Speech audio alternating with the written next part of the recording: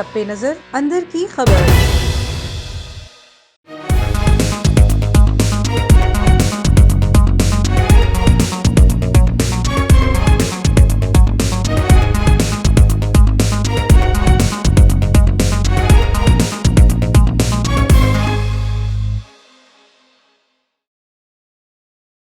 बिस्मिल्लाहिर्रहमानिर्रहीम। अस्सलाम वालेकुम नाज़रीन। प्रोग्राम अवाम की सोच के साथ मैं हूँ कानिता इम्तियाज़।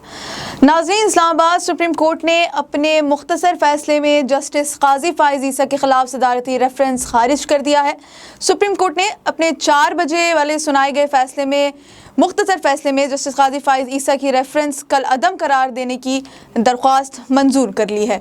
सुप्रीम कोर्ट में 10 रुकनी लॉर्जर बेंच ने जस्टिस काजी फ़ाइज़ ईसा की दरख्वास्त पर समाअत की, जिसमें विफाक के वकील फ़रोग़ नसीम ने अपने FBR के दस्तावेज़ सरे बमोहर लिफाफे में अदालत में जमा करवाए। इस पर बात करने के लिए आज हमारे साथ प्रोग्राम में मौजूद हैं vice chairman bar council Aqib Saqi साहब और शेख एहसन साहब। दोनों हजरात को प्रोग्राम में खुशामदीद कहते हैं। प्रोग्राम की शुरुआत करेंगे आकिब साकी साहब से। आकिब साहब, ये बताइएगा कि आज जो ये सुप्रीम कोर्ट का फैसला आया है, आप इसको किस नज़र से देखते हैं? क्या ये फैसला दयानतदारी और ईमानदारी पर मबनी था? मैं समझता हूँ कि बड़ा मुनासिब फैसला उन्होंने दिया है, जिससे एक बात वाज़ेह हो गई है कि इंडिपेंडेंस ऑफ जुडिशरी को इंश्योर करने के लिए एग्जीक्यूटिव अथॉरिटीज की बेसलेस एलिगेशन जो लॉयर्स के खिलाफ है वो कभी बाहर आकर साबित नहीं होंगी। ये एक स्टेप फॉरवर्ड है towards the independence of judiciary and to ensure its independence as an institution. लेकिन अभी उन्होंने 7 जजेस ने वो शोकॉज नोटिस जो इनलैंड रेवेन्यू के तहत इनकम टैक्स ऑर्डिनेंस के तहत चलेगा, उसको उन्होंने कहा है कि वो उसकी 100 दिन के अंदर प्रोसीडिंग्स करके तो उसकी कार्रवाई भेजें दोबारा सुप्रीम जुडिशियल काउंसिल में।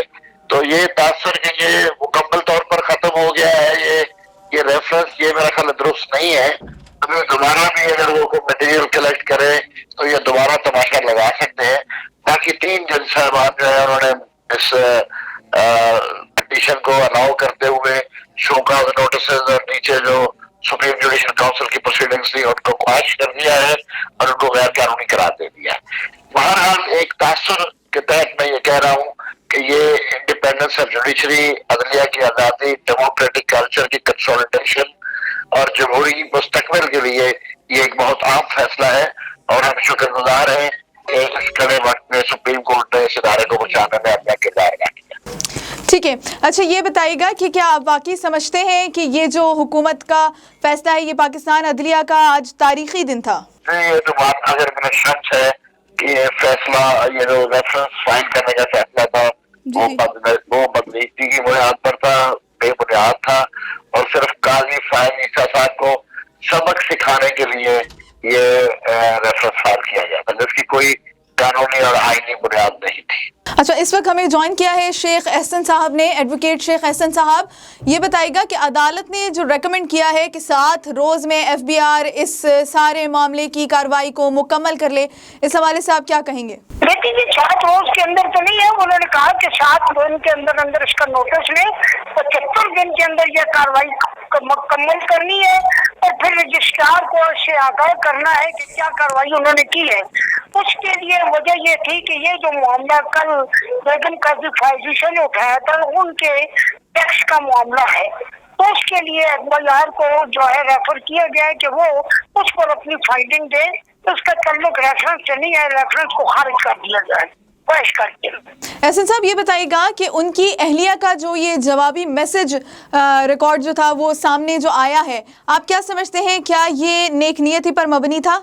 बिल्कुल नेक नीति पर मबनी है। मैं समझता हूँ उससे ज्यादा मनी ट्रेल भी नहीं पा सकती। एक एक फैक्ट एंड फिगर, एक एक और सारी चीजें। बहुत शुक्रिया एहसन साहब, आप दोनों शख्सियात का बहुत शुक्रिया कि आपने वक्त निकाला एवन TV के लिए। नाजरीन, जस्टिस काजी फ़ाइज़ ईसा का जो रेफरेंस था उसको पाकिस्तान सुप्रीम कोर्ट ने कल अदम करार दे दिया है। ये सारा मामला अब तय पा चुका है। इसी के साथ ही मुझे इजाज़त दीजिए, अगले प्रोग्राम तक के लिए इंशाल्लाह फिर आपकी खिदमत में हाजिर होंगी। अल्लाह निगहबान।